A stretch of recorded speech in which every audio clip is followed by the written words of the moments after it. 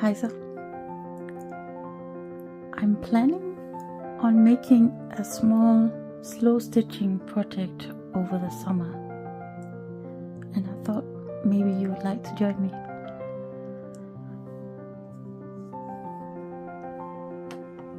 So the end project, I'm gonna keep it under wraps and let it be sort of a surprise. But maybe you'll be able to guess what it is. But you will need a piece of fabric like this. It can be any color you want. I think maybe a solid color like this one, or something with a very subtle pattern is best. Each of my little squares here are, I think, 4 inches by 4 inches or something like that. You can make it that size, or you can make it bigger, you can make it smaller, although I would say not too much smaller than 4 inches, because you want room to actually do some stitching, don't you? So I just wanted to show you how I prepared this fabric, and there's also, as you can see, some wadding. I would suggest using wadding, but you can also use some interfacing maybe, or another piece of fabric. But let's come back to that in a moment. So first you take your piece of fabric, have this piece of paper standing in. Oh, and another thing, it needs to be a rectangle. And mine is 4 long and 2 tall. So that means it's about 8 inches tall, and quick calculation, so that would be 16-ish inches long plus some seam allowances.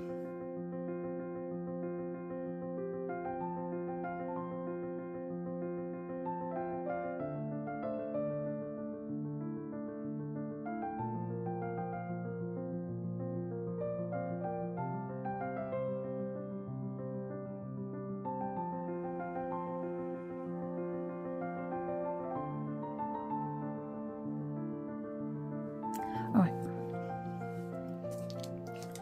so first you take your fabric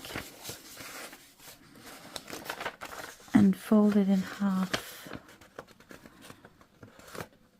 on the short edge.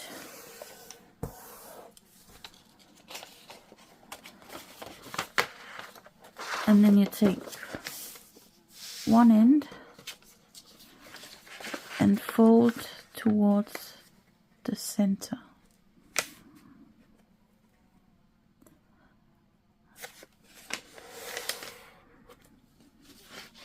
You could also just measure it, but I just find the folding very satisfying. And you do the same the other end. Fold the edge towards the middle.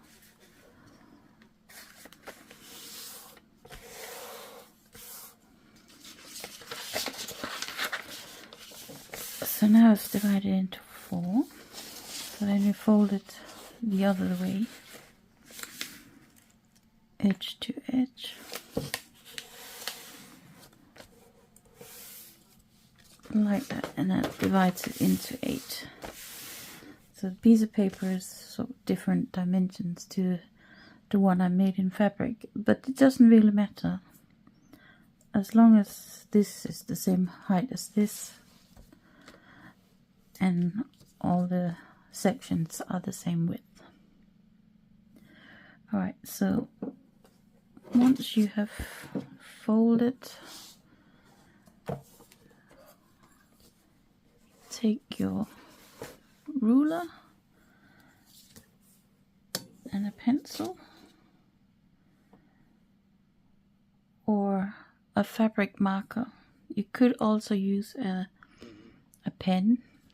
I did on the one I've just prepared on the fabric, and I ended up with ink all over my hands. So maybe don't do that. Right, so then you draw lines for each of the folded marks. And if you did happen to fold it a little bit unevenly, you can adjust it and line things up properly with the ruler.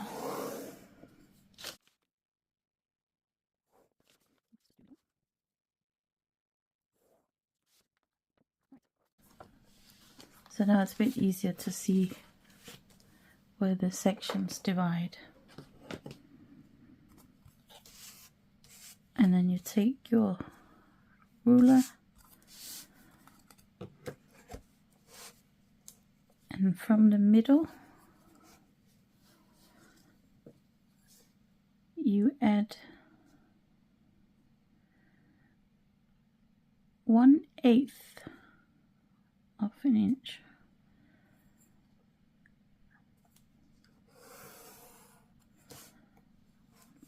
I think this is probably slightly more than 1/8 because of the way the pencil lines up with the ruler, but never mind. As long as it's consistent, which it will be as long as you use the same tools.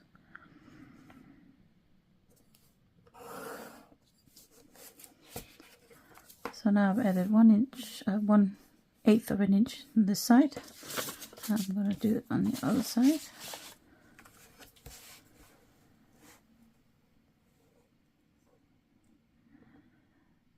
And this will act as sort of a seam allowance.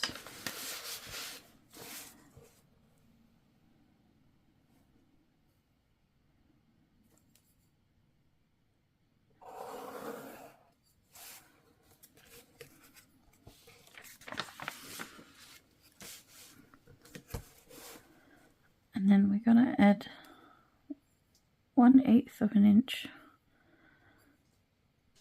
of this seam allowance in all of the sections.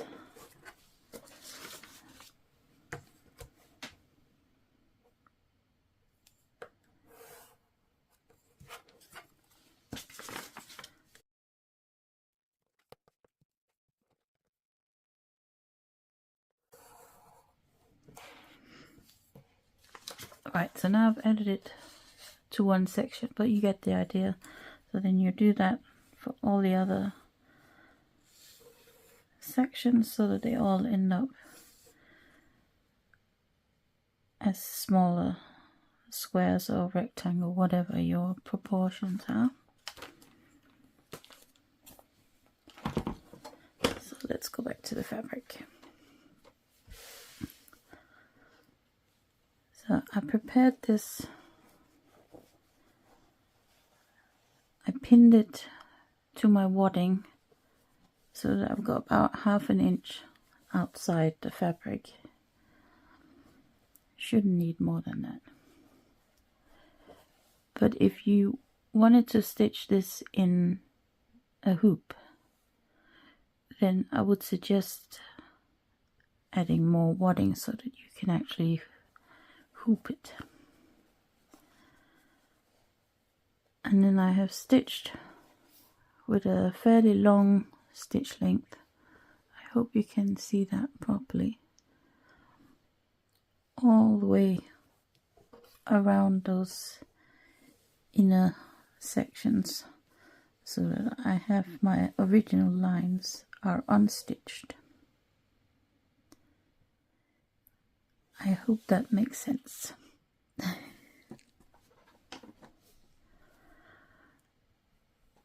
So I pinned mine before I stitched it. You could also use some basting spray if you wanted to.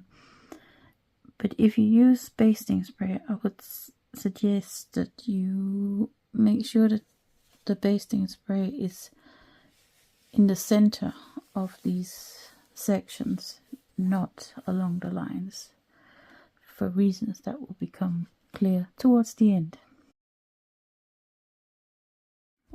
Once your base is prepared, you will need some stuff to make your slow stitching project. Let me just get this out of the way.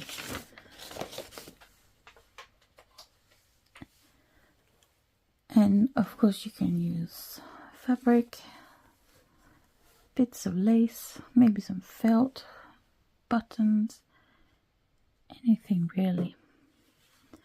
One thing I am going to experiment with, I think, is to use these pencils, Inktense pencils. They're water soluble, but once they have been mixed with water and they're dry, then they become waterproof. Or, yeah. So I really want to try that in mine. I haven't quite decided how that is going to look, but as you can see, you can just draw on it,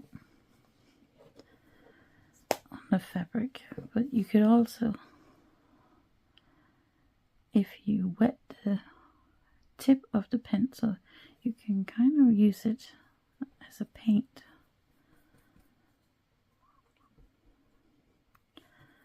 Although maybe this wasn't the best idea. I didn't really want my fabric to get this wet, but never mind. But the tip of the pencil is slightly damp now, so you can see that the lines are different. You can sort of smush them down, and obviously where the fabric got wet, the dampness pulls out the ink of the pen or the pencil. I assume it must be some kind of ink, since it's called Inktense. Well, it seems a bit weird that a pencil has ink in it.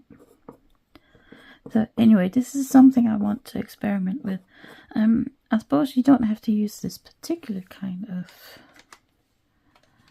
pencil. You could also use, I'm not sure what this is. This is from Carina. This can also draw on fabric, and you can also wet this particular type, and that changes the line of it.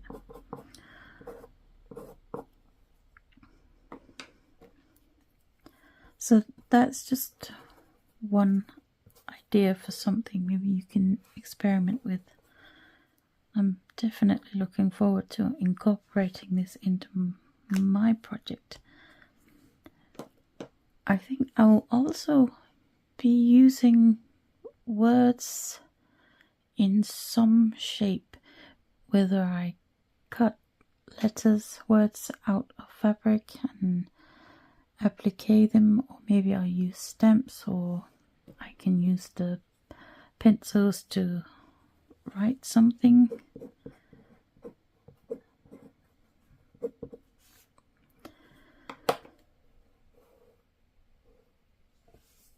So I really want to encourage myself and you, if you want to take part in experimenting and trying just any old thing you can think of.